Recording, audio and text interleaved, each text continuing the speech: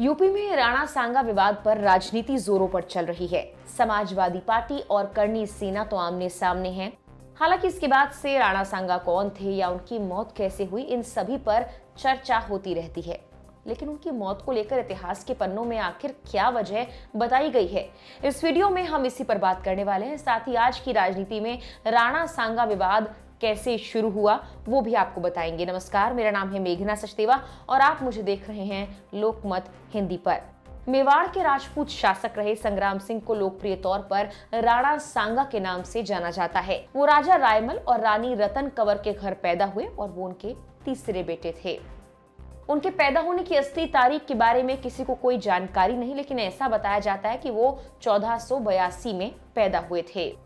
ऐसा कहा जाता है कि हालात को देखते हुए सत्ता पर काबिज होने के लिए उन्हें अपने बड़े भाइयों कंवर पृथ्वीराज और जगमल से युद्ध भी करना पड़ा था।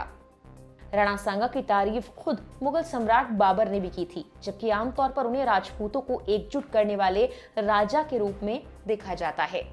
साल 1517 में राणा सांगा ने इब्राहिम लोदी के खिलाफ खतौली की लड़ाई लड़ी। रिपोर्ट्स कहती हैं कि वो लड़ाई 5 घंटे तक चली थी। इसके बाद राणा सांगा की वीरता और रणकौशल को देख इब्राहिम लोदी युद्ध भूमि छोड़कर भाग गया था। मेवाड़ की सेना ने एक लोदी राजकुमार को बंदी बना लिया और फिरौती के भुगतान पर कुछ दिनों बाद उसे रिहा कर दिया गया। इसी युद्ध में राणा सांगा का बायां हाथ तलवार से कट गया था और घुटने में तीर लगने के चलते उन्होंने अपना एक पैर खो दिया था। उनकी मृत्यु की बात की जाए तो बताया जाता है कि 1528 में उनकी मृत्यु हुई थी, जो 1527 में बाबर के खिलाफ खानवा की लड़ाई में उनकी हार के कुछ वक्त बाद हुई। उनकी मृत्यु के सटीक कारणों को लेकर कोई पुख्ता जानकारी नहीं, लेकिन 2 थ्योरी सामने आती हैं, जिनमें से एक ये है कि उन्हें जहर दिया गया था, इसके चलते उनकी मौत हुई थी। कहा जाता है कि राणा सांगा को उनके अपने राजपूत सामंतों ने कालपी में जहर दिया था। ये सामंत जो मुगलों के साथ एक और युद्ध के परिणामों से डरते थे और संभवतः बाबर की कूटनीति से प्रभावित थे, उन्होंने कथित तौर पर उनके साथ विश्वासघात किया। कुछ इतिहासकार इस बात को सही मानते हैं, हालांकि इसके लिए पुख्ता सबूत मौजूद नहीं है, इसलिए कुछ लोग इस बात को नहीं मानते और इस पर सवाल भी उठाए जाते हैं।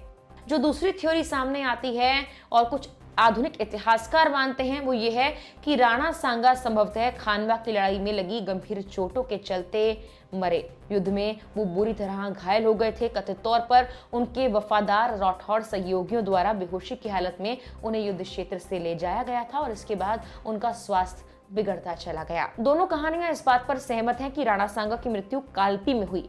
राजस्थान की 10वीं क्लास की इतिहास की किताब के मुताबिक राणा सांगा का निधन 30 जनवरी 1528 को दौसा में हुआ। मंडलगढ़ में उनका एक स्मारक भी मौजूद है। अब आते हैं कि आखिर आज की राजनीति में राणा सांगा को लेकर विवाद की शुरुआत कहां से हुई है। 21 मार्च को राज्यसभा में गृह मंत्रालय के कामकाज की समीक्षा पर बहस चल रही थी। जब समाजवादी पार्टी के रामजी लाल सुमन ने इस बहस में हिस्सा लिया तो उन्होंने एक बयान दिया, जिससे ये सारा विवाद शुरू हुआ। उन्होंने कहा राणा सांगा ने इब्राहिम लोदी को हराने के लिए मुगल सम्राट बाबर को भारत में आमंत्रित किया था। इससे आगे उन्होंने सवाल उठाया कि बाबर को भारत में कौन लाया था और कहा इब्राहिम लोदी को हराने के लिए राणा सांगा ने ही ऐसा किया था। और वो कहते हैं कि हम लोग बाबर की तो आलोचना करते रहे, लेकिन राणा सांगा की आलोचना क्यों नहीं करते। उनके दिए इसी बयान से विवाद शुरू हो गया था। रामजी लाल सुमन की इस टिप्पणी के बाद तुरंत भाजपा ने इसकी निंदा करनी शुरू कर दी। भाजपा के कई दिग्गज नेताओं ने उनके इस बयान पर अपना विरोध जाहिर किया था, लेकिन मामला तब बढ़ा जब इस पूरे मामले में करनी सेना की एंट्री हुई। करनी सेना के कार्यकर्ता भारी संख्या में रामजी लाल सुमन के घर के बाहर इकट्ठा हो गए और उनके घर में घुसने की कोशिश की थी।